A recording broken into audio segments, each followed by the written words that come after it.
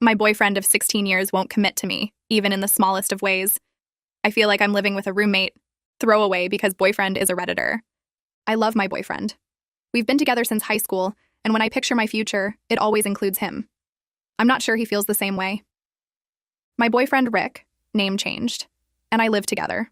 In fact, we own a home together.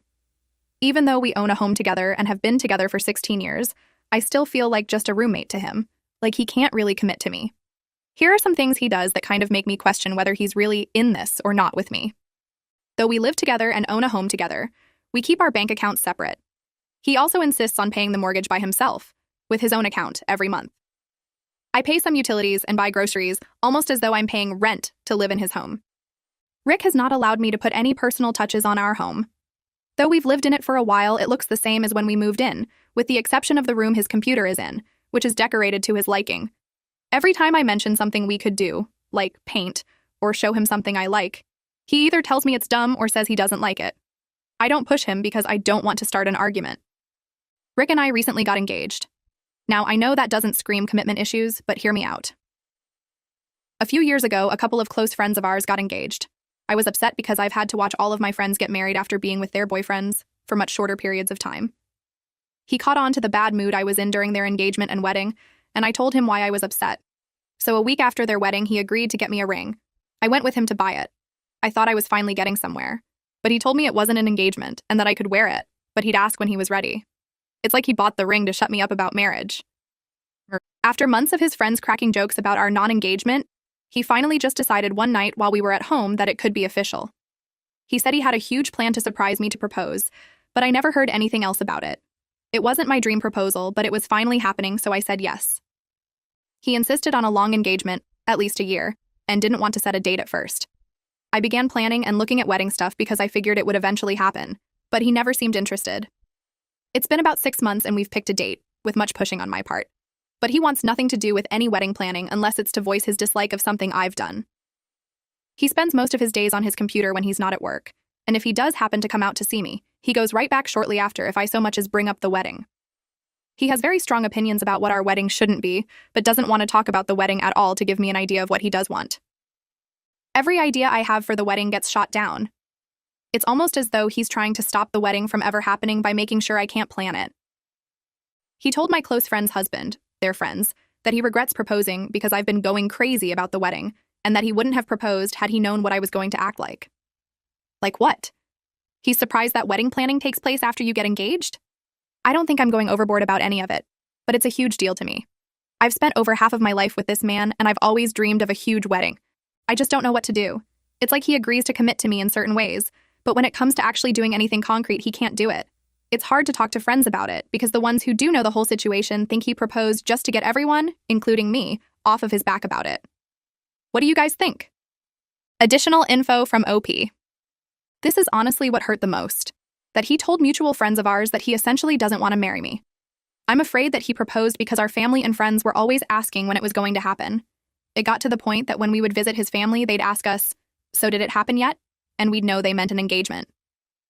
I worry he's with me because we have a semi-open relationship and he doesn't think he can find another woman who'd agree to that. I don't think I'm explaining it right, but essentially we can sleep with other people as long as we're both there. OP comments on whose idea it was for the open relationship. It was his idea. And now I think it may have been his way of getting the best of both worlds without having to commit to either. Update. I just wanted to thank every one of you who took the time to read my first post and for all of the support I've received since. A lot has happened in the last couple of weeks, so I figured I'd post an update. I hired a lawyer and moved out one day while Rick was at work.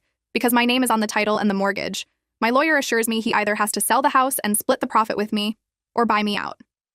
I know he can't afford to buy me out, so I assume we'll put it up for sale. I get most of my things out of the house, except for a vanity and a dresser that are too heavy for my friends and I to move.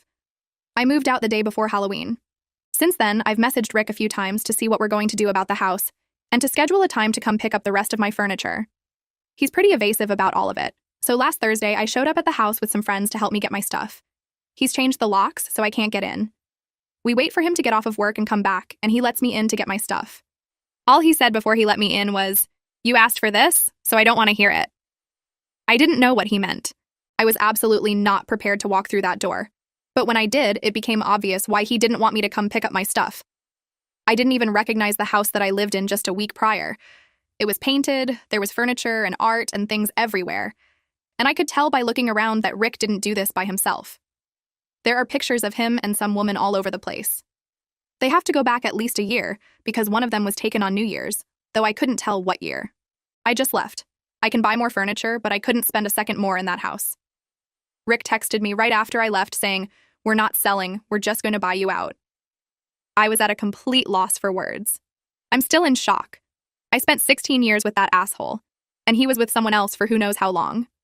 I'm trying to get over it the best I can, but it's hard. It would be hard leaving just because we've been together so long.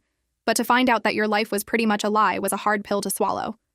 What hurts even more is that for years I tried to decorate my house to make it a home and he wouldn't let me.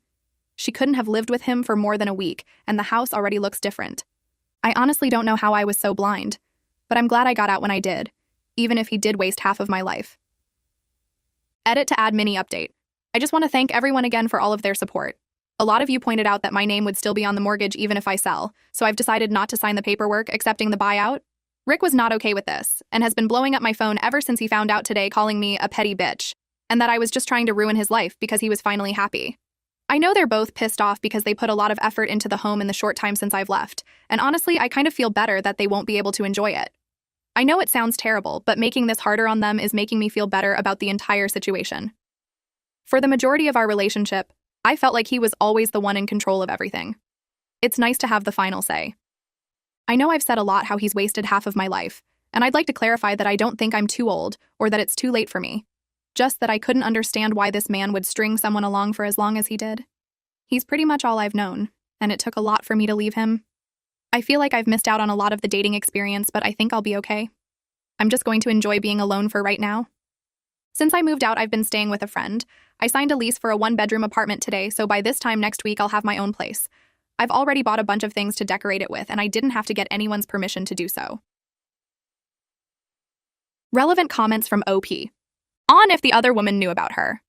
I'm not sure if she knew about me. She knows I'm the ex now, and I own half of the house, though I'm not sure she's aware of how recently we were together and I was living there. Last New Year's Eve, I was out of state because my mother was in the hospital. Before that, I had a job managing in retail, and I typically always had to work either late into New Year's Eve or early New Year's Day. The picture could have been taken between 2011 until this last New Year. I'll definitely be going back to get my furniture. I was just so shocked at the time that I couldn't be there. When I get really angry, I cry, and I didn't want to give him the satisfaction. Story 2. We're having a 6th kid we can't afford, so we expect you to give us your college fund. I am F19 and my parents' second child. I have 3 brothers, 21, 13, and 7, and a sister, 16. We grew up poor, and our parents were often dependent on financial help from relatives, friends, etc. for raising us. This is because even though my dad has a mediocre job and my mom doesn't work, they just kept on popping out one kid after another. My parents are very religious and believe that children are a gift from God. Personally, I think that's total BS. My parents' reproductive choices wouldn't bother me if it hadn't caused mine and my siblings' lives to turn to shit. While growing up, we never had new clothes or toys. We had to accept handouts from family members who were better off. We never went out or did anything fun. To top it off, we were well aware that the rest of the family looked down on us for constantly asking for handouts. Now, my older brother and I have managed to get into good colleges and are looking forward to a future that would be better than our parents' lives. He and I were staying at our parents' place for a while due to the COVID-19 lockdown. One morning, my parents called all 5 of us into the living room. Mom said she had great news. The smile that was forming on my face died a quick death when she said, "We're pregnant." I lost my temper. I asked them how they could be so stupid and irresponsible. Do they not have enough financial troubles already that they have to bring in another mouth to feed? My older brother tried to calm me down, but I was livid. After a lifetime of scarcity because of my parents' stupidity, they still hadn't learned their lesson. I asked them how they planned to provide for the kid. My dad told me I would have to give up the money our great-uncle had left me. He had left all 5 of us some money which only we could access when we turned 18. I said, "Hell no. That money would help pay for my college expenses." He called me selfish for not being there for family. I told them if they couldn't provide for the kid, they should get an abortion. My mom started crying and called me a heartless monster. Dad told me he was disgusted with me. I told them there was no way I was going to pay for their stupidity, and the only thing I would be willing to pay for is a termination. What I was really worried about was my siblings' lives getting even worse. My older brother and I have escaped our parents' clutches. But the others, especially my younger sister, will be expected to help take care of this baby. No teenager deserves to have their adolescence ruined by diapers a screaming baby. I know what it's like, as I had to go through that. It was expected of me to be an unpaid nanny to my younger brothers and sister. My older brother could go out with his friends and have fun, but I had to stay home and help give baths and feed the toddlers. I decided to get some family members involved so they could talk some sense into my parents. I called my mom's maternal cousin. She's one of my favorite people. When I told her that mom and dad were having another kid, she reacted with, "What? Again?" I told her everything and how they expected me to hand over my inheritance. She said she was going to speak to my parents and told me not to sign over anything. I promised her I wouldn't. Of course I won't. I also called two of my first cousins, one of whom is an accountant, so she could explain to my parents how much of a financial liability this baby is going to be, and try to convince them to either abort or give it up for adoption. I moved out of my parents' home a few days ago. I was only going to stay there till the lockdown was relaxed, but I just can't bear to listen to my mom's nagging about how this baby is a blessing and that I want to kill it.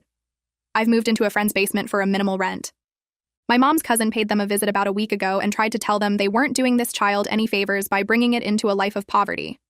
My mom was very rude to my aunt and told her that a woman who chose to remain barren will never understand a mother's love. My aunt never wanted kids nor had any, one of the reasons she's my fave. My dad told her to get out. Aunt told me there was nothing she could do, but she did try. I didn't blame her. The cousin tried to explain the economic impact this kid would have, and my mom cried about how everyone was trying to take away her baby. WTF. The intervention didn't do shit. So now I've decided to cut contact with my parents. I just can't watch my family slide further and further into a hellhole. I'll be maintaining contact with my sister, I'm 16, just to make sure my parents can't brainwash her. My older brother is going to stay in touch with all of them, which is a good thing, as he can act as a link between me and the other siblings if my parents ever forbid them from talking to me. Otherwise, I'm done with these people.